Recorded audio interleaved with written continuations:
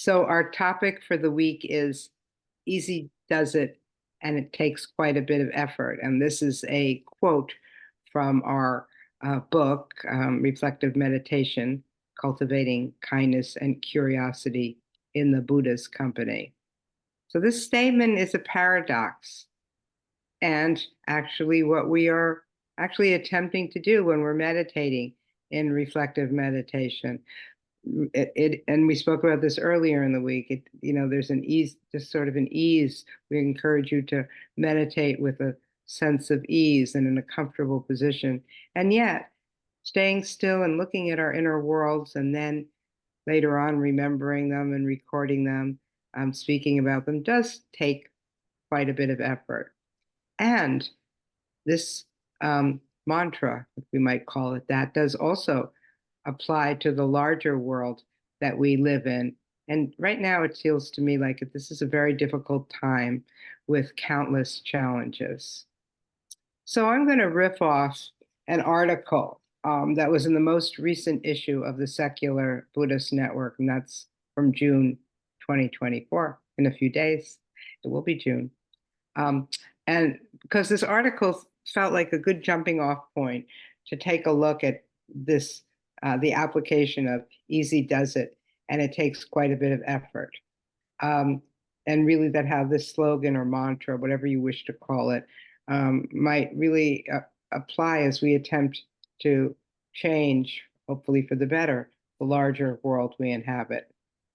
And this article is about this concept called degrowth.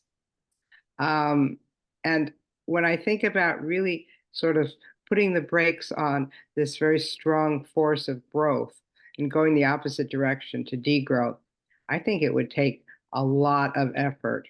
Of course, not just from us personally, but the whole world would have to change. Capitalism would have to change. And I think, imagine it, it seems like it would lead to an easier life for most of us. So this article is by a fellow named Mario Sassi. It's a scholarly article. And he really is discussing the affinities between a radically engaged Buddhism and this term degrowth, which is an alternative economic and political philosophy. So you might wonder what's meant by degrowth. And he does offer several definitions. But here's the one I liked best. Quote, a planned and democratic reduction of energy and resource consumption to bring the economy back into balance with the living world and improve human well-being. As I said, I think our lives, my life, your life, I think it'd be easier with degrowth, but it's going to take a lot of effort to get there. And we could easily couple degrowth with Buddhist teaching on the reduction of the poison of greed. And it is really the pumping the greed, alluring us with that really keeps capitalism afloat, that really fuels capitalism. So how in the world do we, detach is maybe not the right word, but lessen or have less influence from those ongoing messages that beseech us to consume more, with the seduction, coupled with the seduction that if we were to consume more, we would be happier, that our lives would be better. And of course, it's not just the messages you're receiving right now, like say if you click on to Amazon, for example, but also the messages from the past that really have deeply conditioned us. And perhaps there even is or not perhaps, likely there can be a temporary relief that comes with the purchase of whatever that seemingly will make our life easier, maybe more pleasurable. Now, this concept of degrowth, we can't do it on our own. Of course, this is going to take a complete shift in politics and society. And to me, it seems like we are so far from this. Do our small efforts matter? I actually ask myself that question often. My answer is yes and no. I know it matters to my consciousness.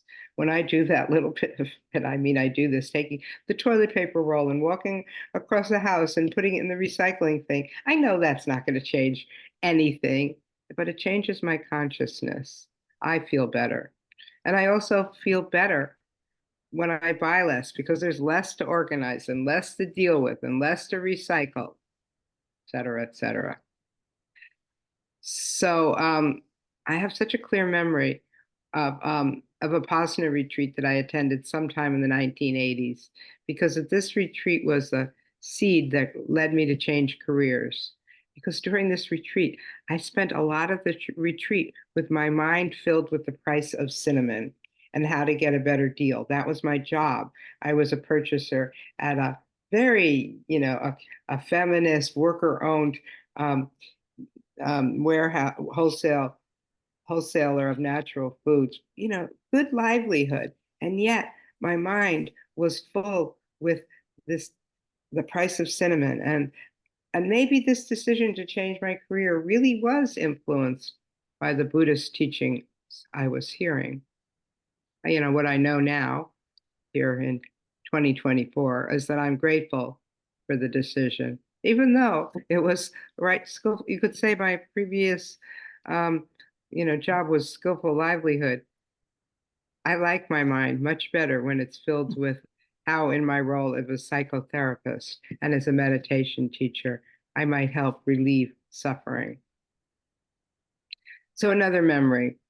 Um, Several years ago, I went to the Columbia Sportswear outlet store with my dear colleague, Anna Markey, who was visiting from Australia. I wanted to buy her some presents there. She always gives presents, and I'm not so good at giving presents, but I wanted to take her there and buy her a present. After all, Columbia Sportswear is a Portland corporation, albeit with stores around the world. Um, but it's Portland, and so the prices at these outlet stores can be really great. It's what people from out of town do. And personally, I can't resist a bargain, even though I know most of these bargains are on the backs and the lives of poor people, mostly living in Asia, but in the other developing nations. And it's on the backs of ecology and climate. There's some of my struggle with less growth. Um, so, but when I took Anna Markey to the Columbia Sports Store, she only wanted to buy one small gift, a shirt. And I was surprising. I said, "Oh, no, no, I will happily buy you more." I assumed she'd want to stock up. She was so far ahead of me at that time in this process of consuming less. Thank you, Anna. So, degrowth is just one angle on the so many things that are going awry in our larger world. And personally, I have not found a way to intervene, to be socially active in a way that somehow embodies easy does it, and it takes quite a bit of effort. I know some of you have, but still, that remains my aspiration. So I wonder if writing these Dharma talks is my way of doing it, because writing this talk did take quite a bit of an effort, though in a creative and easygoing way.